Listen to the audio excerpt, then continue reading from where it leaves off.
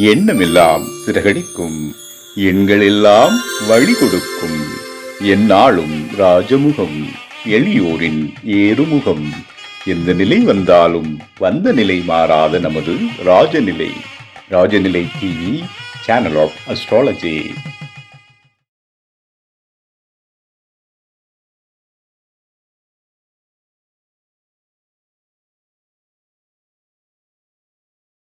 வாழ்க வையகம், வாழ்க வையகம், வாழ்க வளமுடன். அம்மா அப்பா பாதம் படைந்து வணங்குகிறேன்.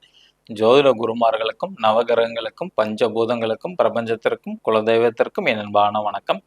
கதிரவன் மதியம் அங்காரகன் முந்தையும் கருணையுள்ள சுரதம் குருவும் காரவன் காரியும் ராகுவும் கேதும் கருதுமிகு சுகமாக 11ஆம் இடம் வந்து உச்சநிலை என்று பரிவோடும் வந்து அல்சயம் என்றோ.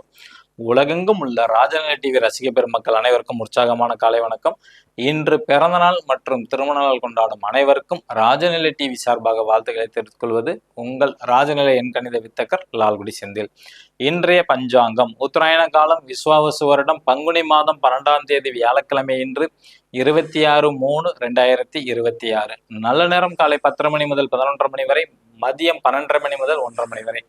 கௌரி நல்ல நேரம் மாலை 6:30 மணி முதல் 7:30 மணி வரை. ராகு காலம் மதியம் 1:30 மணி முதல் 3 மணி வரை. குளிகை நேரம் காலை 9 மணி முதல் 10:30 மணி வரை. யமகண்டம் காலை 6 மணி முதல் 7:30 மணி வரை. சூலம் தெற்கு திசை. புதிய விஷயத்துக்கு நீங்க வீட்டிலேருந்து முதல் பயணம் இருந்துச்சுன்னா தைலம் லைட்டா கையில எடுத்துட்டு போலாம், தேய்ச்சிக்கலாம் தலையில. ஓகேங்களா? இன்றைய திதி அஷ்டமி திதி மதியம் 2:56 வரை, பின்பு நவமி திதி. நட்சத்திரம் திருவாதுரை நட்சத்திரம் மாலை 7:05 வரை, பின்பு புனர்பூச நட்சத்திரம். யோகம் சோபன நாம யோகம். கரணம் பவகரணம் மதியம் 2:56 வரை, பின்பு பாலவ கரணம். சந்திராஷ்டமம் அனுச நட்சத்திரம் மாலை 7:05 வரை, பின்பு கேட்டை நட்சத்திரத்திற்கு. கிரக நிலவரங்கள்: மிதுன ராசியில் சந்திர பகவான் மற்றும் குரு பகவான், சிம்ம ராசியில் கேது பகவான், கும்ப ராசியில் செவ்வாய் பகவான், புதன் பகவான் மற்றும் ராகு பகவான். மீன ராசியில் சூரிய பகவான், சுக்கர பகவான் மற்றும் சனி பகவான். இன்னைக்கு நம்ம பார்க்கக்கூடிய பங்குனி மாத பலன்களை கன்னி ராசிக்கு தொடர்ச்சியான பலன் தான். ஓகேங்களா? இப்ப கன்னி ராசியில பிறந்தவங்களோட வேலை வாய்ப்பு பிளஸ் வேலையில இருக்கிறவங்களுக்கு எப்படி அப்படின்னு கேட்டுக்கிட்டீங்கன்னா, 6ஆம் இடம் தான் வேலையை குறிக்கக்கூடிய இடம். கும்ப வீடு. அங்க செவ்வாய் பகவான், புதன் பகவான், ராகு பகவான் பயணம் செய்யறாங்க. அந்த 6ஆம் அதிபதியான சனி பகவான் 7ஆம் இடத்துக்கு போயிருக்காங்க குரு சாரத்துல. புதுசா வேலை தேடக்கூடிய நபர்களுக்கு வேலை கிடைக்கும். கன்னி ராசியில பிறந்தவங்களுக்கு நினைத்த வேலை வருமானம் எல்லாமே சிறப்பாக அமையும். ஓகேங்களா? வேலை விஷயத்துல வேலை சம்பந்தப்பட்ட ஒரு பயணங்கள் கண்டிப்பாக இருக்கும். அந்த பயணம் செல்லும் போது கொஞ்சம் கவனமாக செல்ல வேண்டும். ஓகேங்களா? அடுத்தது கணவன் மனைவி ஒற்றுமை எப்படி இருக்கும் அப்படின்னு எடுத்துக்கிட்டீங்கன்னா, 7ஆம் இடம் தான் கணவன் மனைவி குறிக்கக்கூடியது. அங்க சூரிய பகவான், சுக்கிர பகவான், சனி பகவான் இருக்கிறாங்க. 7ஆம் அதிபதியான குரு கன்னி ராசிக்கு 10ஆம் இடமான மிதுனத்துல வக்கரத்துல சுயசாரம் பெற்றிருக்கிறாங்க. அப்படின்னா என்ன சார் அர்த்தம் அப்படின்னு கேட்டீங்கன்னா, கொஞ்சம் ஆரோக்கியத்துல கவனம் தேவை. ஓகேங்களா? ஏன்னா சனி பகவான் அங்க இருக்கிறாங்க. அப்ப பெண்ணா இருந்தா ஆண், ஆணா இருந்தா கணவர். ஓகேங்களா? அவங்களுக்கு பாத்துக்கிட்டீங்கன்னா உடல் ஆரோக்கியம் கொஞ்சம் குறைவு ஏற்படும். அதுல கொஞ்சம் கவனமாக இருக்க வேண்டும். அதே மாதிரி பாத்துக்கிட்டீங்கன்னா ஆட்டோமேட்டிக்கா வம்பு வழக்கு சண்டைகள் சச்சரவு இதெல்லாம் தானா தேடி வரும். இவங்க ரோட்ல ஓரமா போனாலும் அவனே இடிச்சுட்டு சண்டைக்கு வருவாங்க. அந்த மாதிரி கால டைம் தான் இப்ப நடக்குது. கொஞ்சம் கவனமாக இருக்க வேண்டும். இந்த பங்குனி மாதம் மட்டும்தான். ஓகேங்களா?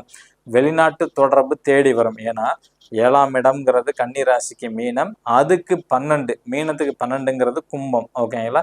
அப்ப அதோட அதிபதியான சனி பகவான் மீனத்துல இருக்கிறாங்க. அப்ப வெளிநாட்டு தொடர்பு தேடி வரும். ஓகேங்களா?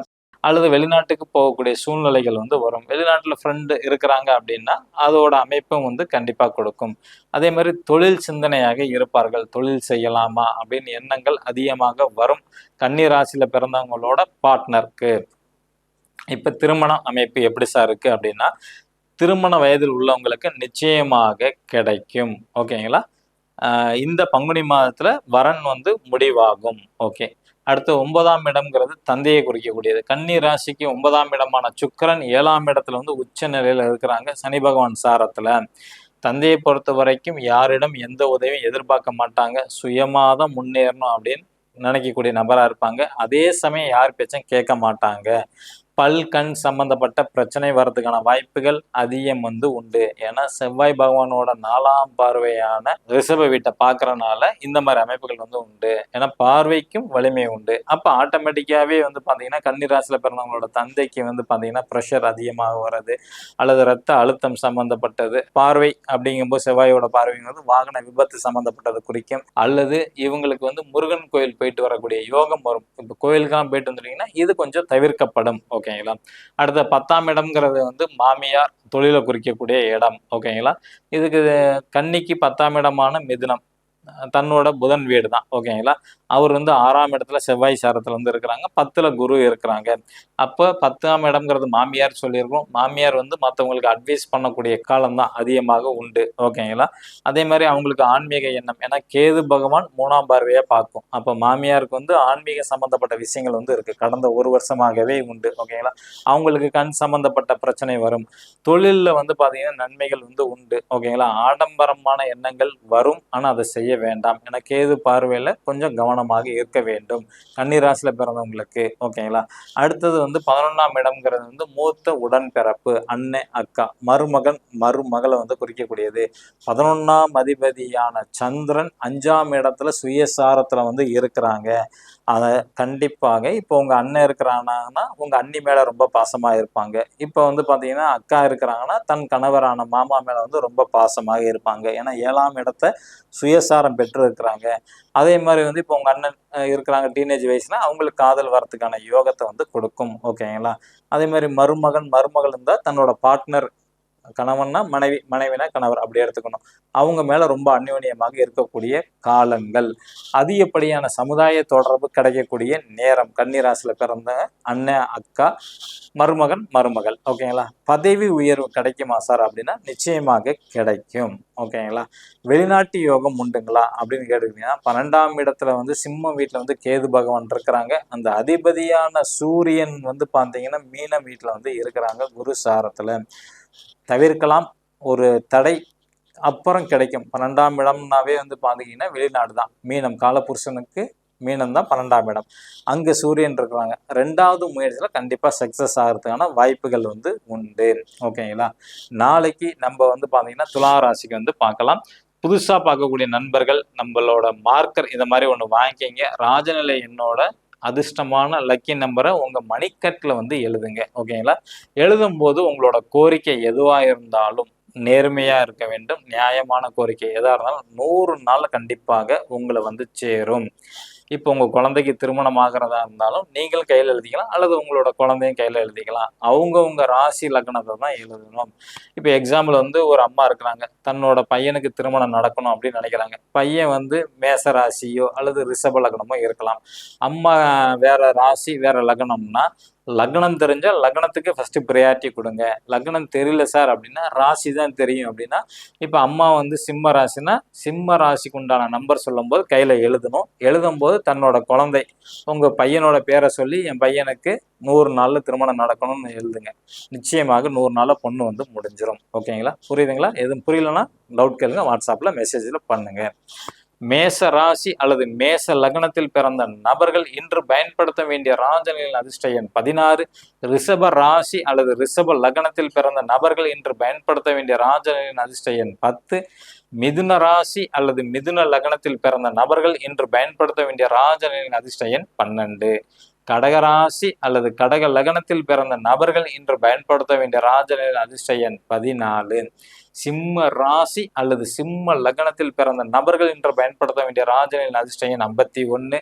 கன்னி ராசி அல்லது கன்னி லக்னத்தில் பிறந்த நபர்கள் இன்று பயன்படுத்த வேண்டிய ராஜநிலையின் அதிர்ஷ்ட எண் 54. துலா ராசி அல்லது துலா லக்னத்தில் பிறந்த நபர்கள் இன்று பயன்படுத்த வேண்டிய ராஜநிலையின் அதிர்ஷ்ட எண் 72. விருச்சிக ராசி அல்லது விருச்சிக லக்னத்தில் பிறந்த நபர்கள் இன்று பயன்படுத்த வேண்டிய ராஜநிலையின் அதிர்ஷ்ட எண் 66. தனுசு ராசி அல்லது தனுசு லக்னத்தில் பிறந்த நபர்கள் இன்று பயன்படுத்த வேண்டிய ராஜநிலையின் அதிர்ஷ்ட எண் 79. மகர ராசி அல்லது மகர லக்னத்தில் பிறந்த நபர்கள் இன்று பயன்படுத்த வேண்டிய ராஜநிலையின் அதிர்ஷ்ட எண் 90. கும்ப ராசி அல்லது கும்ப லக்னத்தில் பிறந்த நபர்கள் இன்று பயன்படுத்த வேண்டிய ராஜநிலையின் அதிர்ஷ்ட எண் 85. மீன ராசி அல்லது மீன லக்னத்தில் பிறந்த நபர்கள் இன்று பயன்படுத்த வேண்டிய ராஜநிலையின் அதிர்ஷ்ட எண் 80. இது அனைத்தும் காமனான நம்பர் தான். உங்க ஜாதகப்படி லக்கியான நம்பர் வேணும்னா கீழே உள்ள வாட்ஸ்அப் நம்பருக்கு தொடர்பு கொள்ளுங்க. இந்த நாள் இனிய நாள் அமைய அடியேனும் பிரபஞ்ச தினம் பிரார்த்தனை செய்து கொண்டு உங்களிடமிருந்து விடை பெற்றுக் கொள்வது உங்கள் ராஜநிலை எண்கணித வித்தகர் லால்குடி செந்தில். நன்றி, வணக்கம், வாழ்க வளமுடன்.